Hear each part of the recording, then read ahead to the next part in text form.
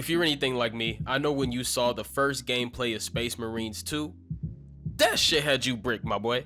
Alright, now, I'm not a big Warhammer fan myself, so with this being a sequel to a game that is over a decade old, I asked myself, what do I need to know in order to have the best experience with this game? So, there's a ton of lore, but don't worry, I gotcha. I'm gonna make sure that you know everything you need to know before Space Marines 2 releases. So let's get straight to it. This video will not go into depth with the original Space Marines game. I'll make a separate video for that, so let me know in the comments if you do want that. But this video is going to quickly break down the main lore points of the entire Warhammer series. Alright, so if this is something that y'all want to see more of, and you want more lore on Warhammer, or you want, Black Guy Explains Warhammer in my own terms, then I'll do it for y'all. I got you. Alright, but let's get into it. So the first thing we're going to talk about is the setting of Warhammer. And Warhammer takes place in a future dystopian grimdark setting, meaning that there is no happy ending to the story, as everything seems to progressively get worse as the lore deepens and as the story goes further. So the 40k in the name refers to the millennia that the story takes place. So it takes place in the year 40,000 initially.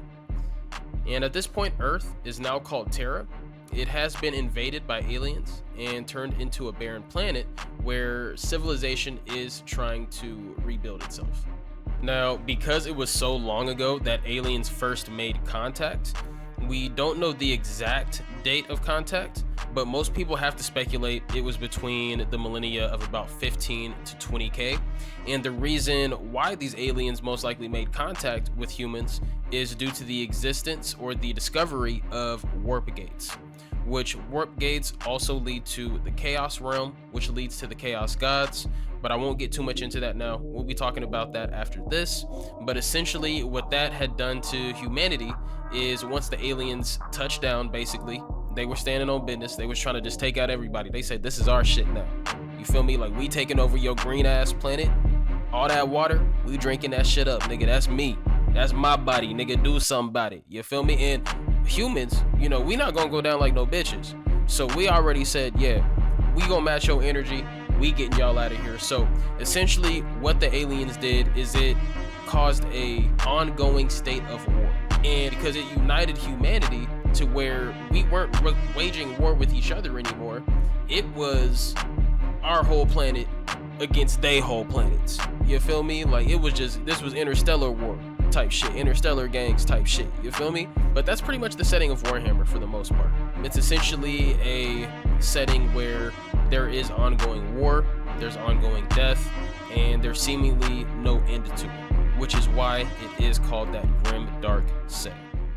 Now, the Chaos Gods are honestly one of my favorite parts of Warhammer 40k because I am a big fan of Berserk, and if you have ever read or watched Berserk, you should know about the God Hand.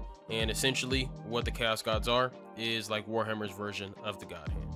They're basically beings that transcend space and time, have been here before life was even created, before the earth was even there, before there was even a Big Bang. They just existed in the universe. So they are beings that can never be quelled. You can't kill them. They're OP, bro. You're not killing them niggas. All right. Khorne was the first of the Chaos Gods to basically pull up and have his presence be felt. You feel me? This nigga, you could feel that nigga's energy already. But essentially his whole thing is he's like the God of War. So you can also think of them like the Horsemen of the Apocalypse. When he pulled up, he just spread planet-wide, solar system-wide war across many different planets. Now, the second one to appear, I'm gonna be honest with you, I don't know how to pronounce this nigga's name. This nigga got a weird-ass, freaky-ass name. Zincher? I don't know, man. I'm gonna throw it up on the screen. If somebody can tell me how to say it, tell me how to say it, man. But anyways, this goofy-ass nigga essentially was the god of change, deception, and sorcery. So what that means is essentially his whole thing and where he came into play is he played part in society just like starting to crumble for the most part. All his followers, they infiltrated the government. You feel me? So the government was crumbling, and it's all because of that freaky ass nigga with that weird ass name. Now the third one that pulled up is like greed or gluttony. So again, I'm gonna throw up the picture of the dude from the God Hand because he kind of looked like that nigga. Both these niggas is weird. Both these niggas is some weird ass niggas. But anyway, his name is Nurgle, not the nigga from Billy and Mandy. This nigga's name is Nurgle, and essentially he's the god of disease, decay, and despair. So Nurgle embodies entropy and the inevitability of death. So he's also associated with resilience and the acceptance of morality at the same time. So he's kind of a paradox in himself, but all his followers are like plague ridden. So he's like the plague horseman of the apocalypse. Now, for the last one that pulled up, we have Slaanesh. And I'm gonna go ahead and throw a picture up here. First things first, wood. But second, she is the god of excess, pleasure, and pain. So essentially she represents hedonism, if you can't tell. Now those chaos gods, their whole thing is they're not even partnered or working together themselves. They all hate each other too. So not only are the chaos gods waging war with humanity, they're also waging war within themselves, and that's why they have their own factions. And it's all because some Americans wanted to fuck around with the warp and open up some goddamn warp gates. Now, this next character is one of the most pivotal, if not the most pivotal character in the whole series. The Emperor is known as the savior of humanity, and this nigga's old as shit. This nigga's 38,000 years old, over 38,000 years old. And he was born and created by shamans that collectively sacrificed themselves to create an immortal being that wouldn't be affected by the chaos gods in any way, shape, or form. Another thing he orchestrated was the creation of the gene seed, which then created the Space Marines. Now, what the gene seed is a series of organs that are transplanted into young Space Marine recruits that turns them superhuman, or transhuman is what they call them in this universe, because they're transcending human limits. What this gene seed allows them to do after they receive it is they'll start growing at a rapid pace. They're going to be taller, bigger, stronger than average humans. Most of them typically stand at about 8 to 9 feet, 7 to 8 feet, anywhere around there. Just to give you an idea of scale, the Emperor stands at about 10 foot tall. So they are modeled after him to become the best war machines that they can be. So with them being superhuman, they do have some pretty fucking cool augments added to their body. They can spit acid. They can see the memories of any living organism that they eat for the past week. So if you were to eat a rabbit, you could see from the rabbit's eyes everything the rabbit did for the past week. That shit is fucking crazy, nigga. And lastly, they also have the ability to digest and pull the nutrients from anything that they could eat. So one of the funniest things that I found out is there's a running joke in the community. The Space Marines can eat tree bark and still be able to survive, because that's just how their body is built, is they're able to extract any nutrients from any form of food, flesh, any organic material, because they're made to just be ultimate war machines. They're pretty much gonna be out there fighting and shit like that. Niggas ain't got time to eat. They trying to catch some alien bodies, nigga. And I ain't talking about Slaanesh. Now, back on the Emperor, as I stated previously, he typically likes to work in the shadows, but after the emergence of the Chaos Gods, he basically came out and said, hey, you humans is on some bullshit, nigga. Y'all niggas is not spinning the block hard enough. So he came in like the King Von for humanity and said, I'ma just start taking niggas the fuck out. Now, the fucked up thing that happened to the Emperor is currently in the story, he's in a pretty bad spot. So he's not really alive, but he's not really dead either, because he was mortally wounded by one of his 20 sons. So one of his sons that he actually used to fight next to, they built up a good relationship. They were just buddy, father-son relationship. They was cool, they was tight. But his son got corrupted by one of the Chaos Gods. And when that happened, essentially his son tried to turn on him and take over Terra for himself and tried to take part in wiping out humanity.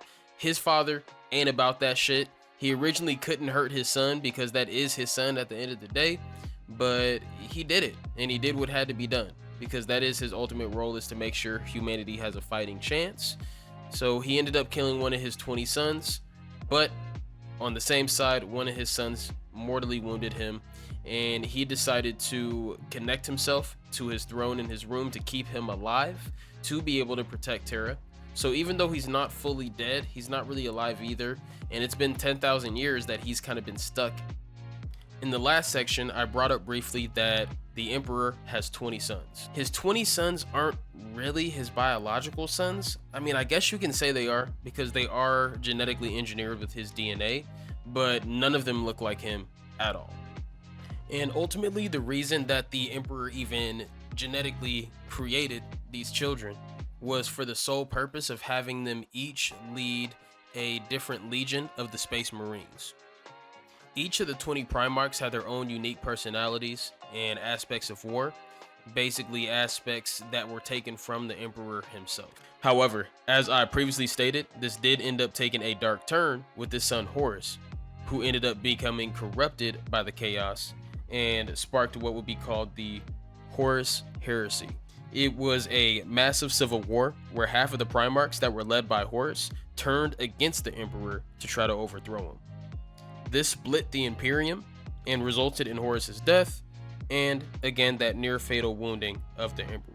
So after the Heresy incident, all the loyalist Primarchs either disappeared, they were killed, or were otherwise rendered inactive, while the traitor Primarchs ended up becoming demon princes. They ended up becoming immortal beings and serving the gods of chaos. So they some traitorous ass, snake ass niggas, and we don't fuck with them.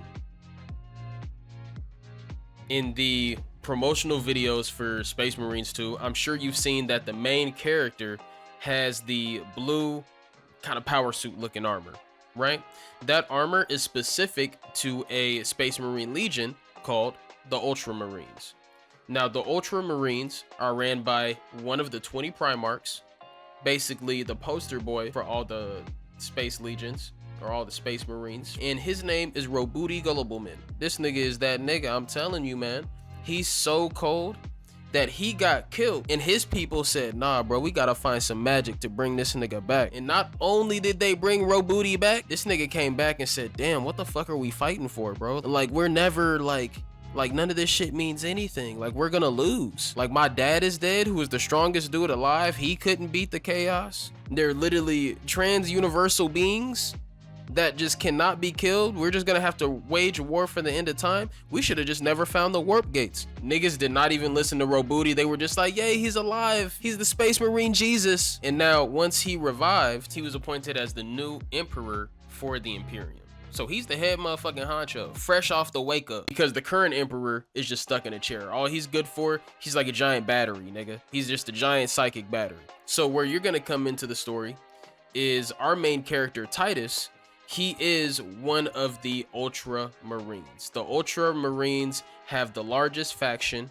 They own over 500 planets, although in the lore, they say he lost half of the planets. I'm not gonna get into that because I ain't even got that deep into it myself. But even half, this nigga still got 250 planets, nigga. That shit is insane. As you can see, this lore is pretty expansive. I could get more into Titus as a character. I don't want to at this time because that could end up being a much larger video. I do know that the main thing with Titus is that a lot of his peers don't trust him in the story because he is resistant to some of the chaos magic or some of the chaos psychic abilities, which no one else is resistant to. So they're concerned that he may be a traitor and he's treated unfairly against his peers. Again, if you would like me to get into more of the story of the first Space Marine game, please let me know and I can definitely get into that. But for the sake of this, all you need to know is the information that I've given you to start the game. I'm sure once we get that game in our hands, there is also going to be a backstory or basically a recap of what happened in the first game, because that shit came out over a decade ago. Not everybody's going to go back and play it, and not everybody remembers it. So I'm excited. Let me know in the comments, are you excited for this game? Please let me know if any of this information that I've given you at all is going to help you and you're going to use it with playing the game, if it kind of helped you understand more of the story and what to expect going into it. As someone that this is their first time kind of exploring the Warhammer franchise, I think it's really fucking cool. I can see a lot of inspiration that other mediums might have taken from Warhammer, funny enough, but I really enjoy it.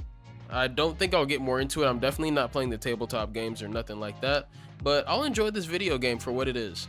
And it is making me want to possibly like read more of the lore behind it and maybe get some of the novels and just kind of see what's going on with the story, man. But yeah, I appreciate you guys. If you watched all the way to the end, you have a great one, and I'll catch you in the next vid.